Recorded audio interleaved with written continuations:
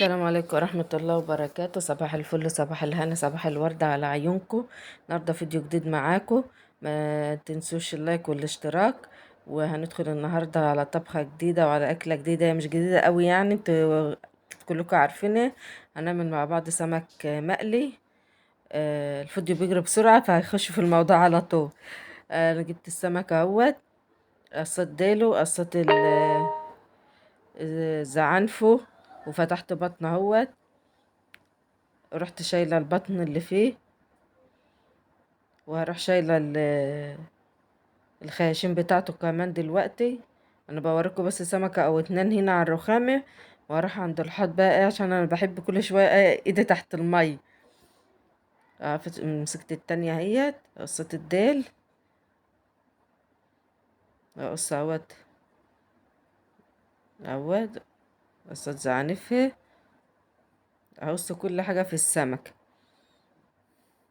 احنا كلنا ستات بيت وشاطرين وعارفين كده، بس لعل وعسى بنوتة مامتها موظفة، بنوتة مامتها تعبانة، كده تحب انها تتعلم، يقع في ايدها الفيديو بتاعي تبقى اتعلمتها حاجة، واخد من وراها ثواب او خير. اه، اطلع كمان من فوق، افتح اهوت، اروح فاتحة بطنها. نسيت ان انا اعمل في التانية، اشيل القشر بتاعها، هشيله هنا اهو كمان قبل ما افتح. مم. قبل ما تفتح السمكة بتحس انها ناشفة شوية، اما لو فتحت وشلت القشر بتاعها بحس ان السمكة مش مساعداني، بس كده احسن. ان هي ما تبقى مقفولة كده، قبل ما افتح بطنها شيل القشر بتاعها احسن. هنا اهو شلت البطن بتاعتها، اطلع كمان اشيل شلت الخياشيم، جبت التانية اهي كمان. على الحوض بقى كل واحدة بوحدتها احسن، اروح ماسكة كل واحدة هنا مش متحكمة، مش عارفة اعمل كويس، بس هناك بقى تحت المية وبتاع احسن لي. هروح رايحة هناك. انا خلصت اهوت، بسم الله ما شاء الله. انا الكوم بتاعي اتبل مية، ما بعرفش اعمل الا لما اشم. هنا الطبق فيه دقيق، هحط فيه شوية ملح وشوية قرفة. محدش يقرف من القرفة يا جماعة، ده بالعكس بالعكس، متخليش ريحة زفارة ولا ريحة زفارة في الباكت دي. بقى هو صحيح السمك المقلي بيطلع زفارة، بس يعني بس مش في بتبقى ريحة وحشة قوي، بس القرفة ما بتخليش في ريحة. وعصرت كمان ليمون اللي على الوش الطبق دي القرفة، عشان ما حدش يقول الطبق كان فيه حاجة مفيهوش الا دقيق وملح والليمون وشوية القرفة. والقرفة مش هتبان والله، ما حدش يقول انها هتبان، ده بالعكس. رحت نقع السمك شوية فيهم عما اشوف اللي وراي. اه، زودت مية، خلاص اهوت، اشيل بقى وانضف الرخامة بتاعتي واروح اشوف اللي وراي. هنا بقى مكان فطارنا ومغسلناش المواعين، قلت اما اغسل فاغسل شوية المواعين معاكم كده. هنا الولاد كانوا فطروا، وكل واحد له كوباية، وما اعرفش ايه، كل شويه يجروا على المطبخ. احنا المواعين دي ما بتخلص، صدق اللي قال يا رب المواعين تموت، بس ما نتحرمش منهم يا رب، ويخليهم لنا ونفضل نغسل وراهم العمر كله. بألف هنا يا رب لهم، ويعيشوا ويوسخوا يا رب.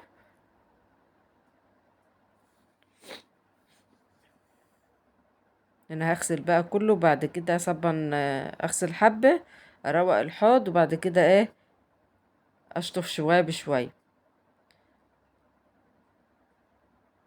صلوا بنا على النبي يا جماعة.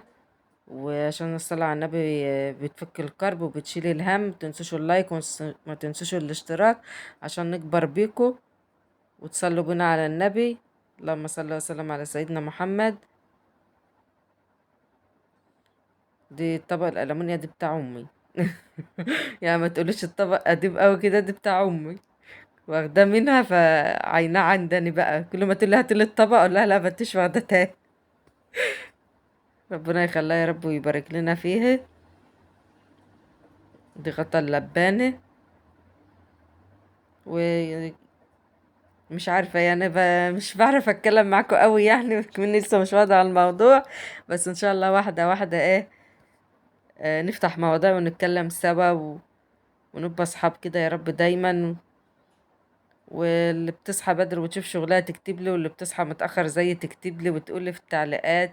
وتكتبوا لي السمك عندكم بكام. السمك دوت النهارده كان ب90، وكان في ب80 دي، لا يا رب، دي ب80. كان في ب90 بس كان اكبر من دي. جبت دوت ب80 جنيه. عمالين يقولوا السمك هيرخص هيرخص، ومفيش حاجة رخصت.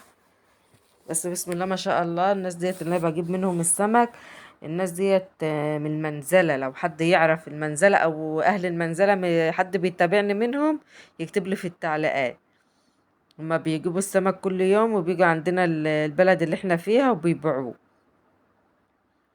صراحة السمك بتاعهم حلو وجميل، وبيبقى بطرخ من جوه وحاجة بسم الله ما شاء الله يعني. السمك بتاعهم بقى جميل جميل صراحة. ربنا يرزقهم يا رب، ويعين كل واحد على حاله. هنا بقى غسلت الكوبايات. انا ما بحبش الصابون السائل ده قد كده يا جماعة. بحب الصابون الاسمر اكتر. الصابون السائل دوت يعني ايه، عندي كام حلة ألمونيا كده، بحس ان ما بنضفهمش. لازم اغسل بالصابون الاسمر. يعني من كل وقت للتاني كده اروح جايبه الحاجه غسلها بالصابون الاسمر احسن لي. بس بيكتم الحوض. بس اهو بقى لازم حبه كده وحبه كده. هنا الموعن خلاص قربت تخلص، فاضل الحله دي وشويه الكوبايات. كده خلاص خلصت. بوريكم بقى اللي انا خلاص هغسل البوتاجاز، غسلته. كنت بحسب ان انا بصور لسه، ببص لقيت نفسي غسلت البوتاجاز، وببص لقيتش البتاع بيصور، التليفون بيصور. هنا بقى بقولك خلاص خلصت اهو، نخش بقى نكمل الاكل. معلش بقى على السلك، انا مخدتش بالي منه، مش متعودة على التصوير. هنا جبت الكبة، حطيت فيها توم وكم قرن فلفل على قرن شطة.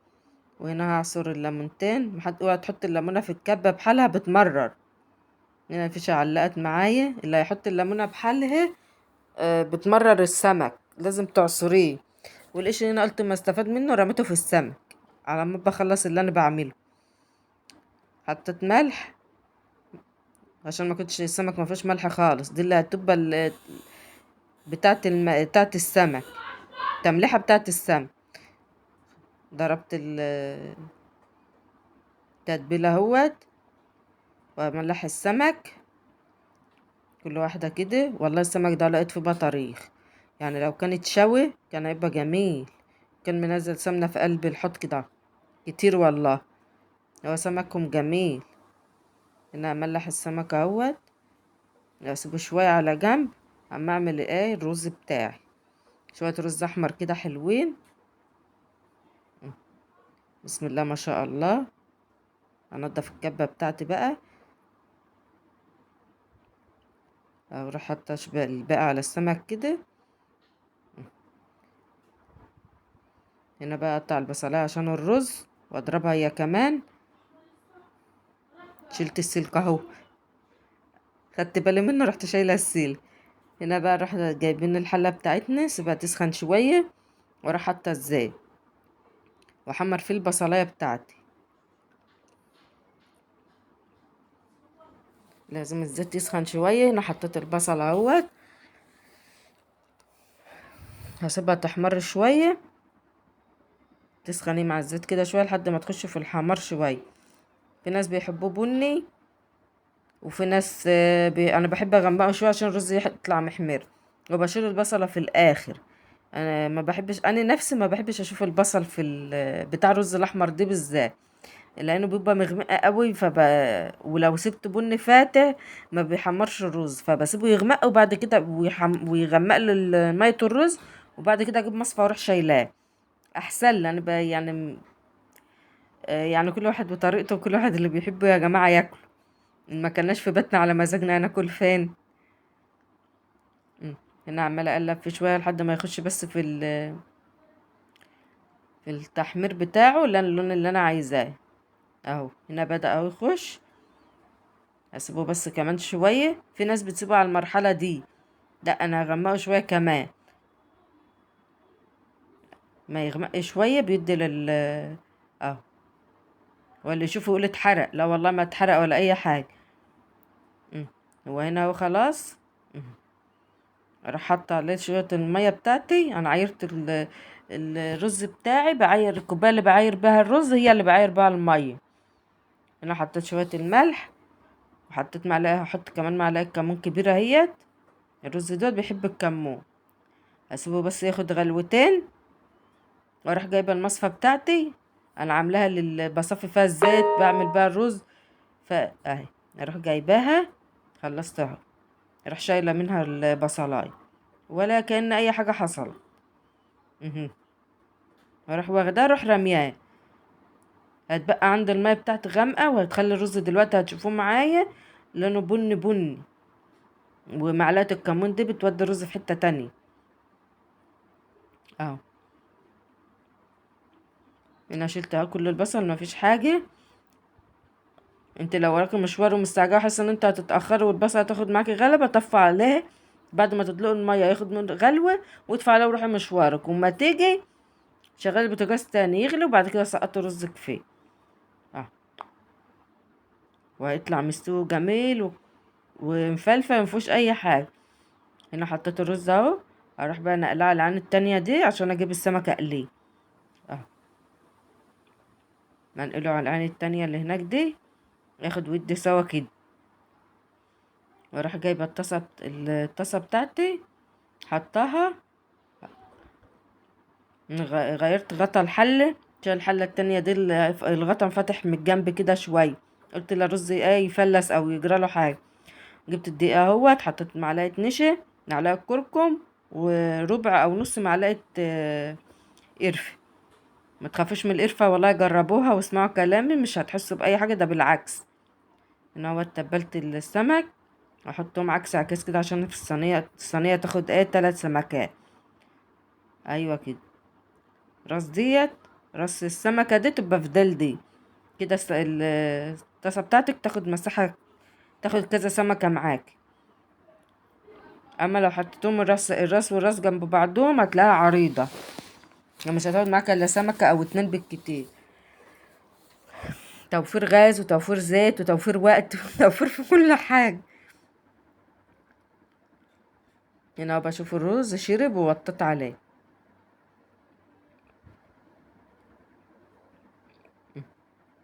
نقلب السمكة على اليمة التانية تستوي معايا. وعلى الرخامة حتى بتاع دوت ورقة او مصفى اللي انت عايزاه بقى، عشان اصفي عليه السمك بتاعنا. انا لقيت حسيت ان الاخر حته كده مش واخده، قلت للديل والله لا لا اطماق حته صغيره كده عشان بقيت السمكه تخش في الزيت. وبإيدي وبالشوكه كده رحت منزله الديل تحت شويه. كان بسم الله ما شاء الله اكله جميله. بألف هنا للي كل، وبألف هنا يا رب اللي يعمل زينا. ربنا يبارك لكل واحد في اكله وفي شربه. ما تحرمناش يا رب من نعمة يا رب دايما، والستر والصحة يبقوا دايما في بيوتنا. ما تنسوناش باللايك وبالاشتراك، واهم حاجة تصلوا على النبي، واللي يصلي على النبي يكتب لي في التعليقات. هنا هو عملت بالشوكة شوية عشان ايه الديل. احنا هنا بنتخانق على الديل لانه بيبقى مقرمش وجميل كده، عندنا بيتخانقوا على الديل. هنا غرستها بالشوكة واروح مطلعاها.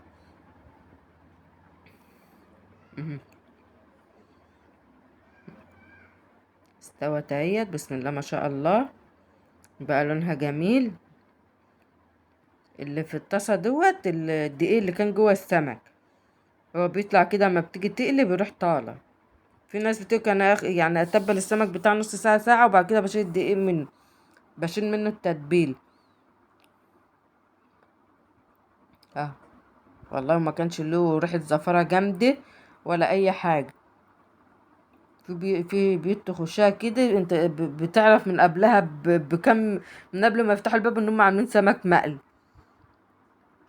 لكن دوت القرفة منع الريحة يعني مجرد ما تخلص طبيخ و5 دقايق كده وريحة تطير من قلب البيت، ما يعني قصدي ما بتعلقش الريحة، ما بتمسكش فالقرفة ما بتخليش الريحة يعني تظهر قوي. جربوها مش هتندموا، وارجعوا اكتبوا لي في التعليقات وقولوا لي عملتوا ايه. هنا هو السمك بدأ يحمر، سبته 5 دقايق اهوت، واجي اطلعه تاني دلوقتي واروح مدخله اللي بعده. لما كانوا بسم الله ما شاء الله 9 سمكات. بسم الله ما شاء الله، لا حول ولا قوة الا بالله. دايما يا جماعة طول ما انتوا قاعدين اذكروا ربنا كده.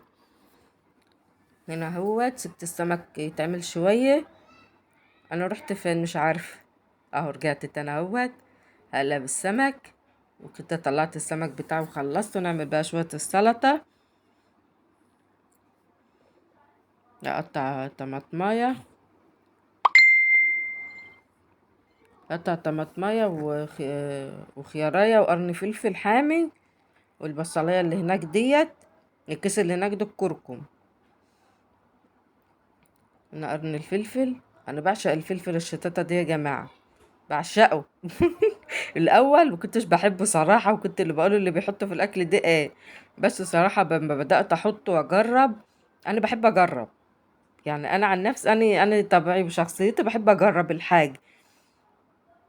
ربنا خلقني كده. مش عارفة، حاجات كتير في حياتي بحب اجربها. ما جربت الصراحة الفلفل دوت غير طعم الأكل معايا، وغير يعني مفهوم عن الشطة دي خالص. كنت الأول بحط الفلفل الرومي بتاعنا البلدي. هنا قطعت الخيار اهوت.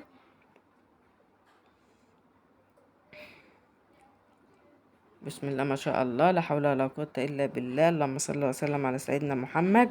لا كل اشتراك يا جماعة. معلش لو الفيديو طول النهاردة شوية، بس لعل وعسى حد يستفاد. لكن ستات البيت الشاطرة ده حاجة سهلة بالنسبة لهم، يعني مش حاجة افتكاسة ولا حاجة.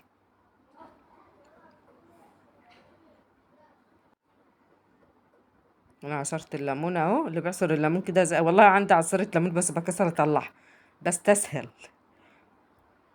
نحط شوية خل، ما بكترش الملح انا بتاع السلطة. ده التقليبة بسرعة كده.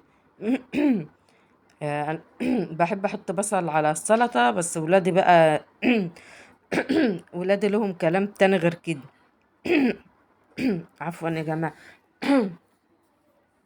حطيت شوية خل عليها هما. هنا اهوت الزيت بعد ما خلصت سبته يبرد شوية وصفيته. عندي برطمان بحط فيه يعني المقلي كمان مرة فيه، وخلاص برميهم على كده. يا مرة كمان على دي وخلاص على كده. هو الزيت نضيف مش وسخ. هنا بقى بعد طبعا لازم بعد قلية السمك دي عود بخور كده حلو. البخور ده جاي لي من السعودية. مم. بس سرعت وحطيت البخور قبل ما اطلع من المطبخ عشان اوريهولكوا، كان جنب السم، بس الحمد لله ما لقطش. وهنا دي الاكله بتاعتنا ايه، اكله سهله وخفيفه الحمد لله. وده كان يومنا وانتهى على كده. وهنا بقى جبت البطيخه بعد ما كنا. دي البطيخه كنت جايباها معاكم السوق يوم السوق، اللي ما شافش يوم السوق يروح يشوفه يا جماعه. انا جبتها اهوت، حطيتها من امبارح في التلاجة تسقع، قلت لهم عشان بعد السمك نروح واكلين. رحت ماسكاها مقطعاها بألف هنا. والبطيخ السنة دي ما شاء الله ما شاء الله، يعني صراحة حاجة حلوة أوي، حمرا وجميلة بسم الله ما شاء الله.